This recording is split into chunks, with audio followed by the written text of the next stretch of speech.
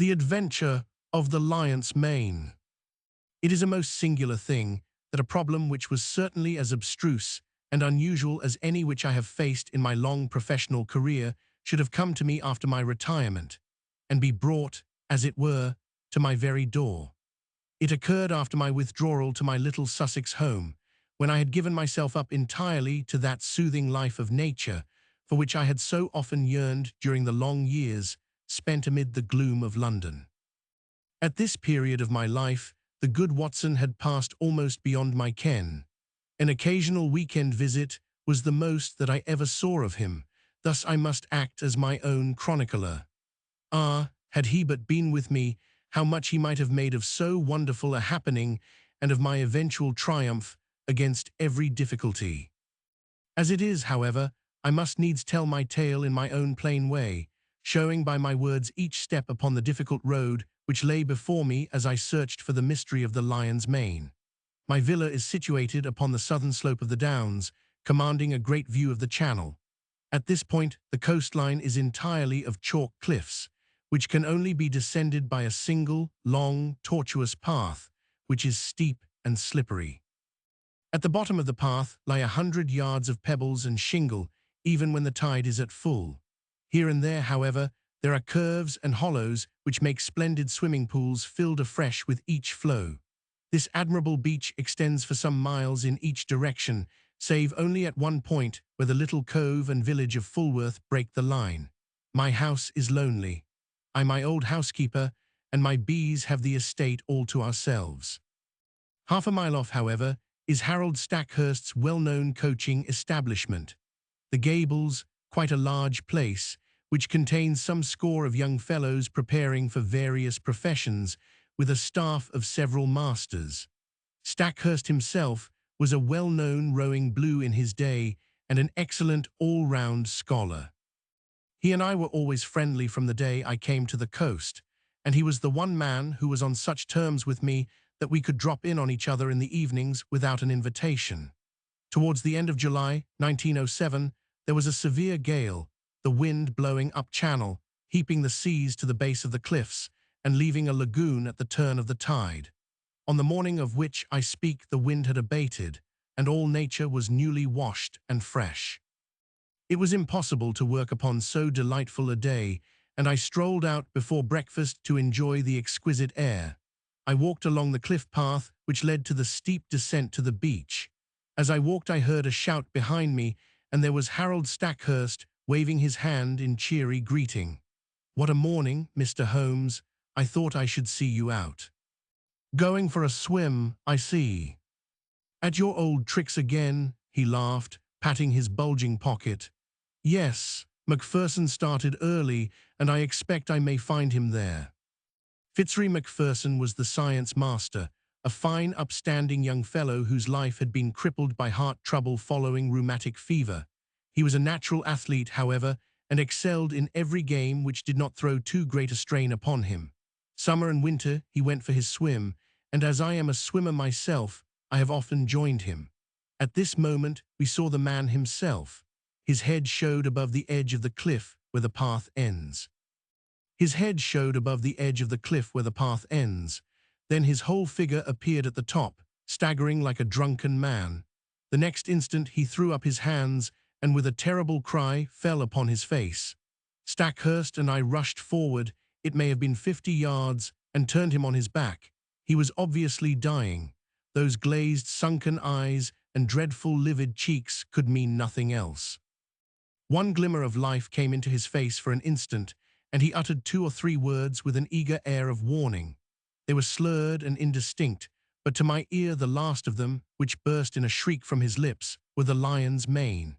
It was utterly irrelevant and unintelligible, and yet I could twist the sound into no other sense. Then he half raised himself from the ground, threw his arms into the air, and fell forward on his side. He was dead. My companion was paralyzed by the sudden horror of it, but I, as may well be imagined, had every sense on the alert, and I had need, for it was speedily evident that we were in the presence of an extraordinary case. The man was dressed only in his Burberry overcoat, his trousers, and an unlaced pair of canvas shoes. As he fell over, His Burberry, which had been simply thrown round his shoulders, slipped off, exposing his trunk. We stared at it in amazement. His back was covered with dark red lines, as though he had been terribly flogged by a thin wire scourge. The instrument with which this punishment had been inflicted was clearly flexible, for the long, angry wheels curved round his shoulders and ribs. There was blood dripping down his chin, for he had bitten through his lower lip in the paroxysm of his agony. His drawn and distorted face told how terrible that agony had been. I was kneeling and Stackhurst standing by the body when a shadow fell across us, and we found that Ian Murdoch was by our side. Murdoch was the mathematical coach at the establishment, a tall, dark, thin man, so taciturn and aloof that none can be said to have been his friend.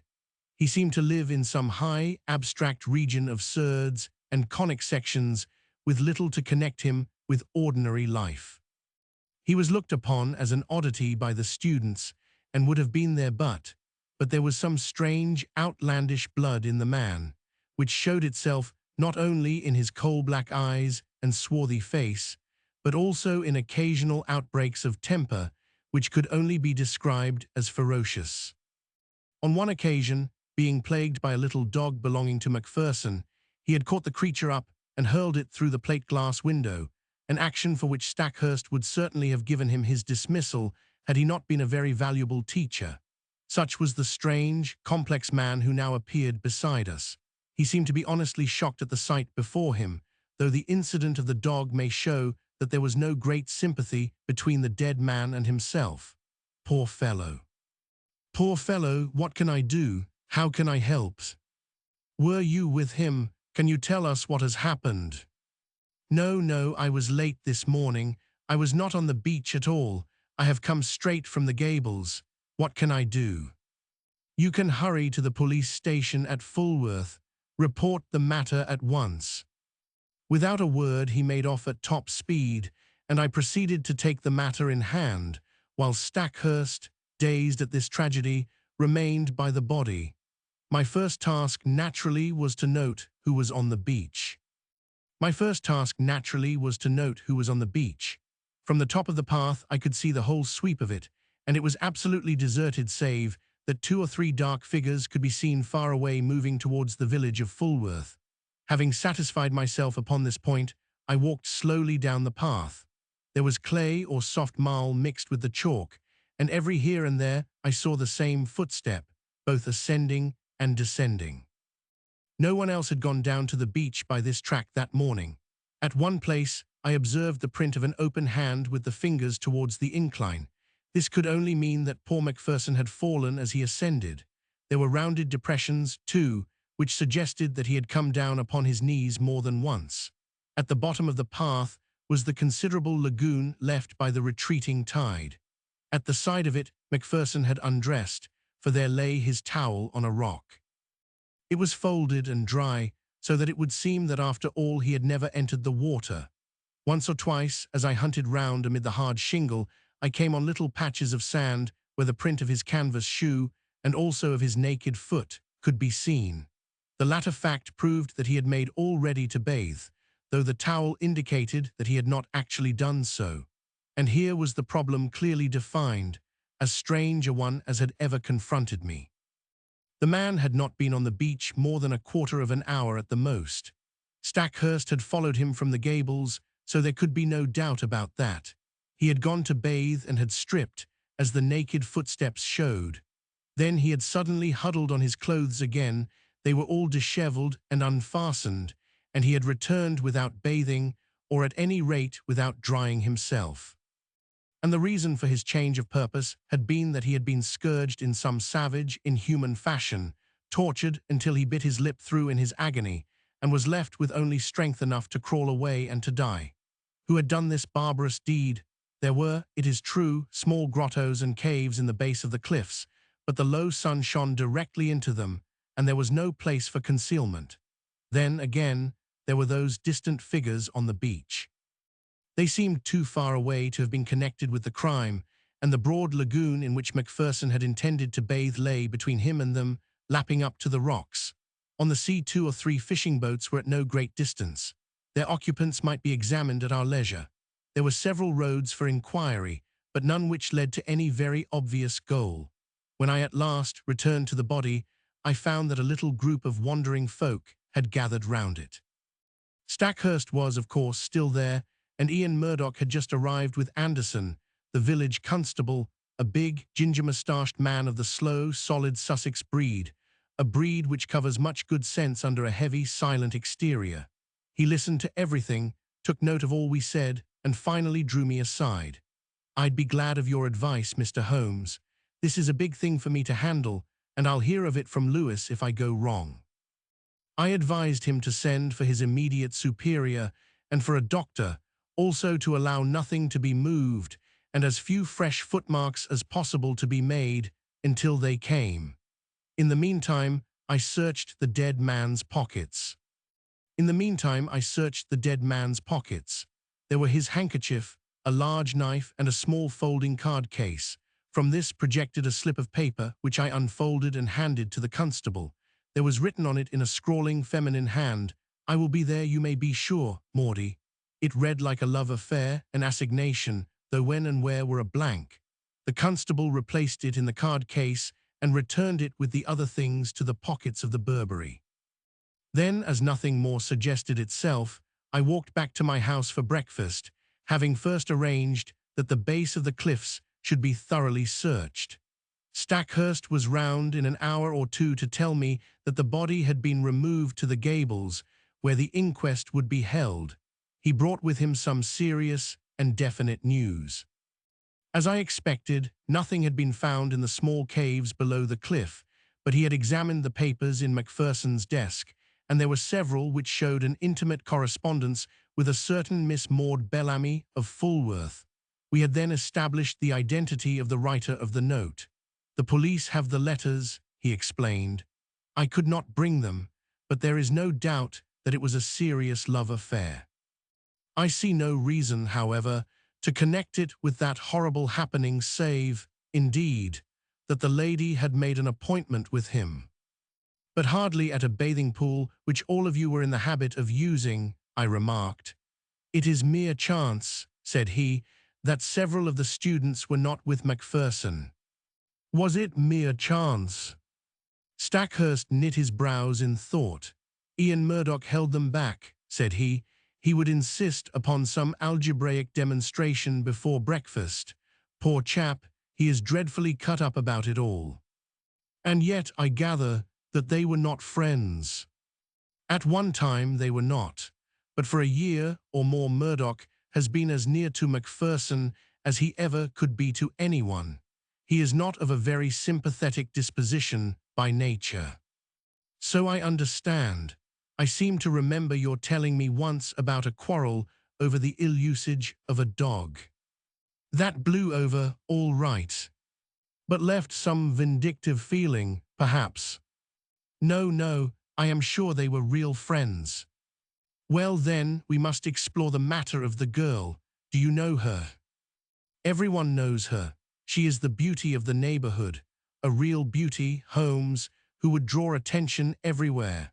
I knew that Macpherson was attracted by her, but I had no notion that it had gone so far as these letters would seem to indicate." "But who is she?" "She is the daughter of old Tom Bellamy, who owns all the boats and bathing cots at Fulworth. He was a fisherman to start with, but is now a man of some substance. He and his son William run the business." "Shall we walk into Fulworth and see them?" "On what pretext?" "Oh, we can easily find a pretext.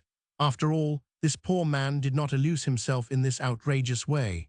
Some human hand was on the handle of that scourge, if indeed it was a scourge which inflicted the injuries. His circle of acquaintances in this lonely place was surely limited. Let us follow it up in every direction, and we can hardly fail to come upon the motive, which in turn should lead us to the criminal." It would have been a pleasant walk across the time-scented downs had our minds not been poisoned by the tragedy we had witnessed.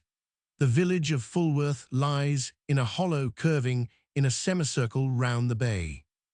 The village of Fulworth lies in a hollow curving in a semicircle round the bay. Behind the old-fashioned hamlets, several modern houses have been built upon the rising ground. It was to one of these that Stackhurst guided me.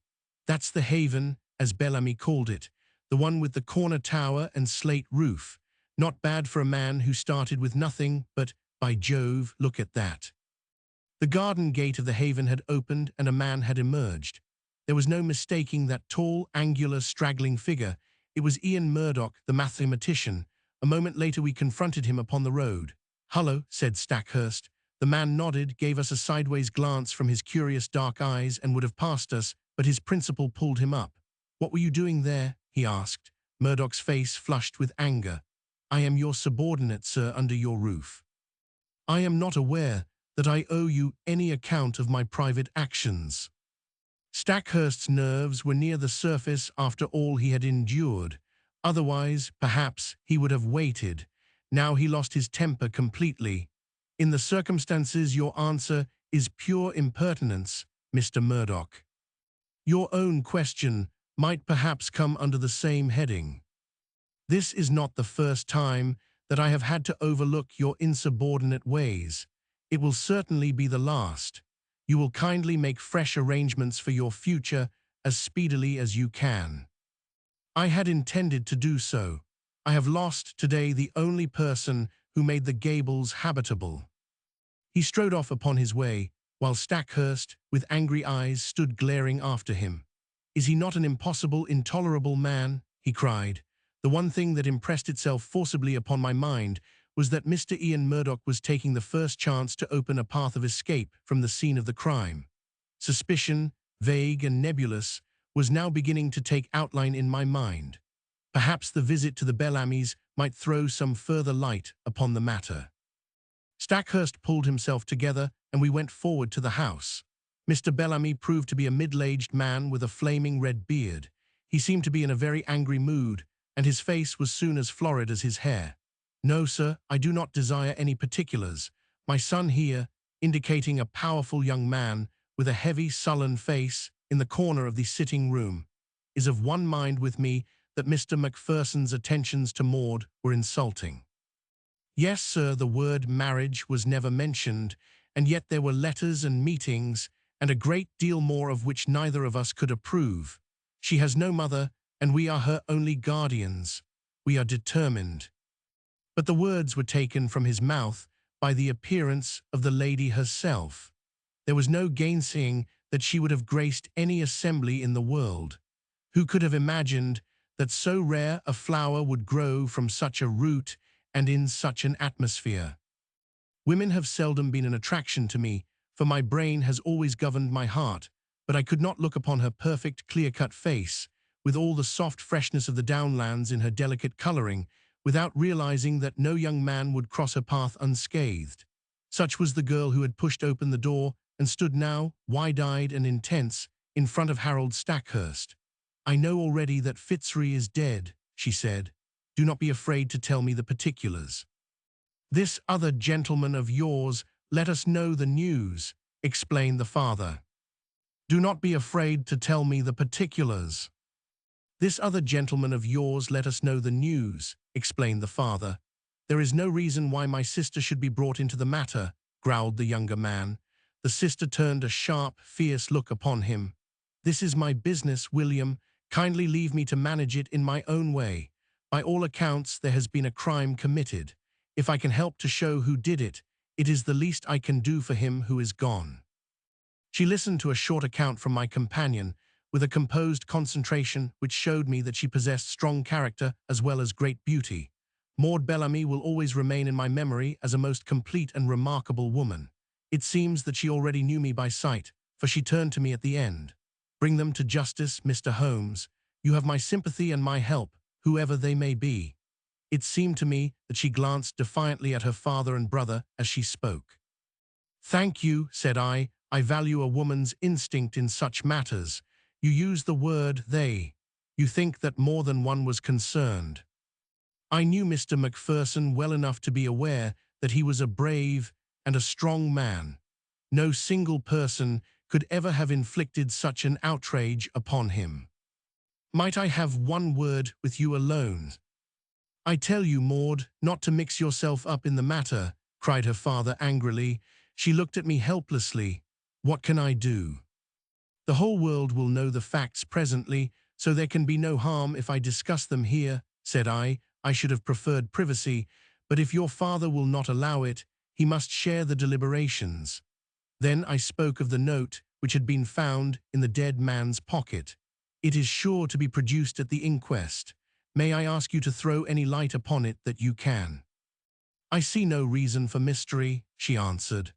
We were engaged to be married, and we only kept it secret because Fitzroy's uncle, who is very old and said to be dying, might have disinherited him if he had married against his wish. There was no other reason. You could have told us, growled Mr. Bellamy. So I would, father, if you had ever shown sympathy. I object to my girl picking up with men outside her own station. It was your prejudice against him which prevented us from telling you. As to this appointment, she fumbled in her dress and produced a crumpled note. It was in answer to this. Dearest, ran the message, the old place on the beach just after sunset on Tuesday. It is the only time I can get away. F.M. Tuesday was today, and I had meant to meet him tonight. I turned over the paper. This never came by post. How did you get it? I would rather not answer that question. It has really nothing to do with the matter which you are investigating, but anything which bears upon that I will most freely answer. She was as good as her word, but there was nothing which was helpful in our investigation. She had no reason to think that her fiancé had any hidden enemy, but she admitted that she had had several warm admirers. May I ask if Mr. Ian Murdoch was one of them? She blushed and seemed confused. There was a time when I thought he was, but that was all changed when he understood the relations between Fitzroy and myself. Again, the shadow round this strange man seemed to me to be taking more definite shape. His record must be examined. His rooms must be privately searched. His rooms must be privately searched. Stackhurst was a willing collaborator, for in his mind also suspicions were forming. We returned from our visit to the Haven with the hope that one free end of this tangled skein was already in our hands. A week passed. The inquest had thrown no light upon the matter and had been adjourned for further evidence. Stackhurst had made discreet inquiry about his subordinate, and there had been a superficial search of his room, but without result. Personally, I had gone over the whole ground again, both physically and mentally, but with no new conclusions. In all my chronicles, the reader will find no case which brought me so completely to the limit of my powers. Even my imagination could conceive no solution to the mystery. And then there came the incident of the dog. It was my old housekeeper who heard of it first by that strange wireless by which such people collect the news of the countryside. Sad story this, sir, about Mr. Macpherson's dog, said she one evening. I do not encourage such conversations, but the words arrested my attention. What of Mr. Macpherson's dog? Dead, sir, died of grief for its master. Who told you this? Why, sir, everyone is talking of it. It took on terrible and has eaten nothing for a week. Then today 2 of the young gentlemen from the Gables found it dead, down on the beach, sir, at the very place where its master met his end. At the very place. The words stood out clear in my memory. Some dim perception that the matter was vital rose in my mind. That the dog should die was after the beautiful, faithful nature of dogs. But in the very place, why should this lonely beach be fatal to it? Was it possible that it also had been sacrificed to some revengeful feud? Was it possible? Yes, the perception was dim, but already something was building up in my mind. In a few minutes, I was on my way to the Gables, where I found Stackhurst in his study. At my request, he sent for Sudbury and Blount, the 2 students who had found the dog. Yes, it lay on the very edge of the pool, said one of them. It must have followed the trail of its dead master. I saw the faithful little creature, an Airedale terrier, laid out upon the mat in the hall. The body was stiff and rigid, the eyes projecting and the limbs contorted. There was agony in every line of it. From the gables I walked down to the bathing pool. The sun had sunk, and the shadow of the great cliff lay black across the water, which glimmered dully like a sheet of lead. The place was deserted, and there was no sign of life save for two seabirds circling and screaming overhead. In the fading light, I could dimly make out the little dog's spoor upon the sand round the very rock on which his master's towel had been laid. For a long time I stood in deep meditation, while the shadows grew darker around me. My mind was filled with racing thoughts. You have known what it was to be in a nightmare in which you feel that there is some all-important thing for which you search, and which you know is there, though it remains forever just beyond your reach. That was how I felt that evening as I stood alone by that place of death. Then at last I turned and walked slowly homewards. I had just reached the top of the path when it came to me. Like a flash, I remembered the thing for which I had so eagerly and vainly grasped. Like a flash, I remembered the thing for which I had so eagerly and vainly grasped. You will know, or Watson has written in vain, that I hold a vast store of out-of-the-way knowledge, without scientific system, but very available for the needs of my work. My mind is like a crowded box-room with packets of all sorts stowed away therein, so many that I may well have but a vague perception of what was there. I had known that there was something which might bear upon this matter. It was still vague, but at least I knew how I could make it clear. It was monstrous, incredible, and yet it was always a possibility. I would test it to the full. There is a great garret in my little house which is stuffed with books. It was into this that I plunged and rummaged for an hour. At the end of that time, I emerged with a little chocolate and silver volume. Eagerly I turned up the chapter of which I had a dim remembrance. Yes, it was indeed a far-fetched and unlikely proposition, and yet I could not be at rest until I had made sure if it might, indeed, be so. It was late when I retired, with my mind eagerly awaiting the work of the morrow. But that work met with an annoying interruption. I had hardly swallowed my early cup of tea and was starting for the beach when I had a call from Inspector Bardi of the Sussex Constabulary, a steady, solid, bovine man with thoughtful eyes, which looked at me now with a very troubled expression. "I know your immense experience, sir," said he. "This is quite unofficial, of course, and need go no farther, but I am fairly up against it in this Macpherson case. The question is, shall I make an arrest or shall I not?" "Meaning Mr. Ian Murdoch?" "Yes, sir, there is really no one else when you come to think of it. That's the advantage of this solitude. We narrow it down to a very small compass. If he did not do it, then who did?" "What have you against him?" He had gleaned along the same furrows as I had. There was Murdoch's character and the mystery which seemed to hang round the man. His furious bursts of temper, as shown in the incident of the dog. The fact that he had quarrelled with Macpherson in the past, and that there was some reason to think that he might have recentered his attentions to Miss Bellamy. He had all my points, but no fresh ones, save that Murdoch seemed to be making every preparation for departure. What would my position be if I let him slip away with all this evidence against him? The burly, phlegmatic man was sorely troubled in his mind. "Consider," I said, "all the essential gaps in your case. On the morning of the crime, he can surely prove an alibi. He had been with his scholars till the last moment, and within a few minutes of Macpherson's appearance, he came upon us from behind. Then bear in mind the absolute impossibility that he could single-handed have inflicted this outrage upon a man quite as strong as himself. Finally, there is this question of the instrument with which these injuries were inflicted. What could it be but a scourge or flexible whip of some sort?" "Have you examined the marks?" I asked. "I have seen them, so has the doctor. But I have examined them very carefully with a lens.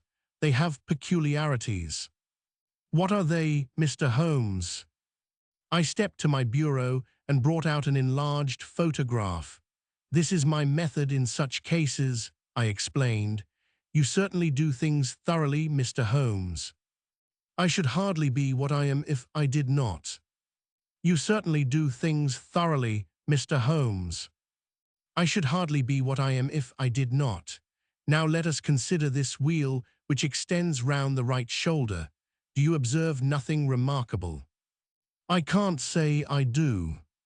Surely it is evident that it is unequal in its intensity. There is a dot of extravasated blood here and another there. There are similar indications in this other wheel down here.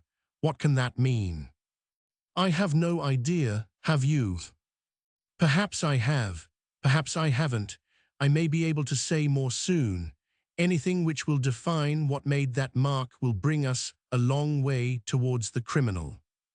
It is, of course, an absurd idea, said the policeman, but if a red-hot net of wire had been laid across the back, then these better-marked points would represent where the meshes crossed each other.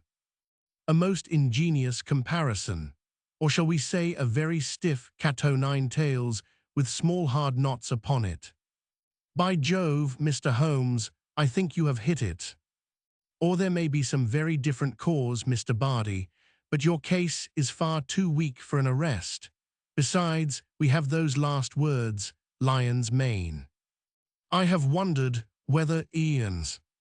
Yes, I have considered that. If the second word had borne any resemblance to Murdoch, but it did not. He gave it almost in a shriek. I am sure that it was Maine. Have you no alternative, Mr. Holmes? Perhaps I have, but I do not care to discuss it until there is something more solid to discuss. And when will that be? In an hour, possibly less. The inspector rubbed his chin and looked at me with dubious eyes. I wish I could see what was in your mind, Mr. Holmes. Perhaps it's those fishing boats. No, no, they were too far out. Well then, is it Bellamy and that big son of his? They were not too sweet upon Mr. Macpherson. Could they have done him a mischief? No, no, you won't draw me until I am ready, said I with a smile. Now, Inspector, we each have our own work to do. Perhaps if you were to meet me here at midday. So far we had got when there came the tremendous interruption which was the beginning of the end. My outer door was flung open, there were blundering footsteps in the passage, and Ian Murdoch staggered into the room, pallid, dishevelled, his clothes in wild disorder, clawing with his bony hands at the furniture to hold himself erect. Brandy, brandy, he gasped, and fell groaning upon the sofa. He was not alone. Behind him came Stackhurst, hatless and panting, almost as distrait as his companion. Yes, yes, brandy, he cried. The man is at his last gasp. It was all I could do to bring him here. He fainted twice upon the way. Half a tumbler of the raw spirit brought about a wondrous change. He pushed himself up on one arm and swung his coat from off his shoulders. For God's sake, oil, opium, morphia, he cried, anything to ease this infernal agony. The inspector and I cried out at the sight. There, crisscrossed upon the man's naked shoulder, was the same strange reticulated pattern of red, inflamed lines which had been the death mark of Fitzroy Macpherson. The pain was evidently terrible and was more than local, for the sufferer's breathing would stop for a time, his face would turn black, and then with loud gasps he would clap his hand to his heart, while his brow dropped beads of sweat. At any moment he might die. More and more brandy was poured down his throat, each fresh dose bringing him back to life. More and more brandy was poured down his throat, each fresh dose bringing him back to life. Pads of cotton wool soaked in salad oil seemed to take the agony from the strange wounds. At last his head fell heavily upon the cushion. Exhausted nature had taken refuge in its last storehouse of vitality. It was half asleep and half a faint, but at least it was ease from pain. To question him had been impossible, but the moment we were assured of his condition, Stackhurst turned upon me. My God! He cried, "What is it, Holmes? What is it? Where did you find him?" Down on the beach, exactly where poor Macpherson met his end. If this man's heart had been weak as Macpherson's was, he would not be here now. More than once I thought he was gone as I brought him up. It was too far to the gables, so I made for you. Did you see him on the beach? I was walking on the cliff when I heard his cry. He was at the edge of the water, reeling about like a drunken man. I ran down, threw some clothes about him, and brought him up. For heaven's sake, Holmes, Use all the powers you have and spare no pains to lift the curse from this place, for life is becoming unendurable. Can you, with all your worldwide reputation, do nothing for us? I think I can, Stackhurst. Come with me now. And you, Inspector, come along. We will see if we cannot deliver this murderer into your hands. Leaving the unconscious man in the charge of my housekeeper, we all three went down to the deadly lagoon. On the shingle, there was piled a little heap of towels and clothes left by the stricken man. Slowly, I walked round the edge of the water, my comrades in Indian file behind me. Most of the pool was quite shallow, but under the cliff where the beach was hollowed out, it was 4 or 5 feet deep. It was to this part that a swimmer would naturally go, for it formed a beautiful pellucid green pool as clear as crystal. A line of rocks lay above it at the base of the cliff, and along this I led the way, peering eagerly into the depths beneath me. I had reached the deepest and stillest pool when my eyes caught that for which they were searching, and I burst into a shout of triumph. "Cyanea," I cried. "Cyanea, behold the lion's mane." The strange object at which I pointed did indeed look like a tangled mass torn from the mane of a lion. It lay upon a rocky shelf some 3 feet under the water, a curious waving, vibrating, hairy creature with streaks of silver among its yellow tresses. It pulsated with a slow, heavy dilation and contraction. "It has done mischief enough. Its day is over," I cried. "Help me, Stackhurst. Let us end the murderer forever." There was a big boulder just above the ledge, and we pushed it until it fell with a tremendous splash into the water. When the ripples had cleared, we saw that it had settled upon the ledge below. One flapping edge of yellow membrane showed that our victim was beneath it. A thick, oily scum oozed out from below the stone and stained the water round, rising slowly to the surface. "Well, this gets me," cried the inspector. "What was it, Mr. Holmes? I'm born and bred in these parts, but I never saw such a thing." "It don't belong to Sussex." "Just as well for Sussex," I remarked. "It may have been the southwest gale that brought it up." "It may have been the southwest gale that brought it up. Come back to my house, both of you, and I will give you the terrible experience of one who has good reason to remember his own meeting with the same peril of the seas." When we reached my study, we found that Murdoch was so far recovered that he could sit up. He was dazed in mind, and every now and then was shaken by a paroxysm of pain. In broken words, he explained that he had no notion what had occurred to him, save that terrific pangs had suddenly shot through him, and that it had taken all his fortitude to reach the bank. "Here is a book," I said, taking up the little volume, which first brought light into what might have been forever dark. "It is out of doors, by the famous observer J.G. Wood. Wood himself very nearly perished from contact with this vile creature, so he wrote with a very full knowledge. Cyanea capillata is the miscreant's full name, and he can be as dangerous to life as, and far more painful than the bite of the cobra. Let me briefly give this extract. If the bather should see a loose roundish mass of tawny membranes and fibers, something like very large handfuls of lion's mane and silver paper, let him beware, for this is the fearful stinger, Cyanea capillata. Could our sinister acquaintance be more clearly described? He goes on to tell his own encounter with one when swimming off the coast of Kent. He found that the creature radiated almost invisible filaments to the distance of 50 feet, and that anyone within that circumference from the deadly center was in danger of death. Even at a distance, the effect upon Wood was almost fatal. The multitudinous threads caused light scarlet lines upon the skin, which on closer examination resolved into minute dots or pustules, each dot charged, as it were, with a red-hot needle making its way through the nerves. The local pain was, as he explains, the least part of the exquisite torment. Pangs shot through the chest, causing me to fall as if struck by a bullet.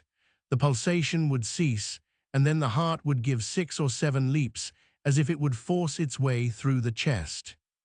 It nearly killed him, although he had only been exposed to it in the disturbed ocean and not in the narrow, calm waters of a bathing pool. He says that he could hardly recognize himself afterwards, so white, wrinkled, and shriveled was his face. He gulped down brandy, a whole bottleful, and it seems to have saved his life. There is the book, Inspector. I leave it with you, and you cannot doubt that it contains a full explanation of the tragedy of poor Macpherson. And incidentally exonerates me, remarked Ian Murdoch with a wry smile. I do not blame you, Inspector, nor you, Mr. Holmes, for your suspicions were natural. I feel that on the very eve of my arrest, I have only cleared myself by sharing the fate of my poor friend. No, Mr. Murdoch, I was already upon the track, and had I been out as early as I intended, I might well have saved you from this terrific experience. But how did you know, Mr. Holmes? I am an omnivorous reader with a strangely retentive memory for trifles. That phrase, lion's mane, haunted my mind.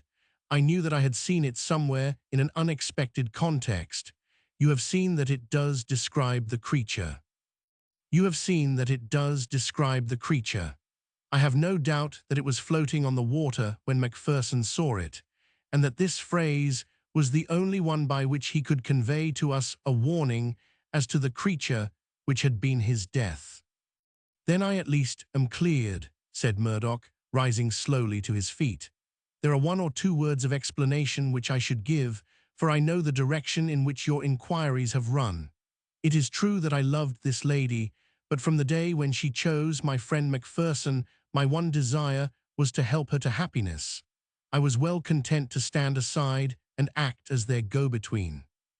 Often I carried their messages, and it was because I was in their confidence, and because she was so dear to me that I hastened to tell her of my friend's death, lest someone should forestall me in a more sudden and heartless manner. She would not tell you, sir, of our relations lest you should disapprove and I might suffer.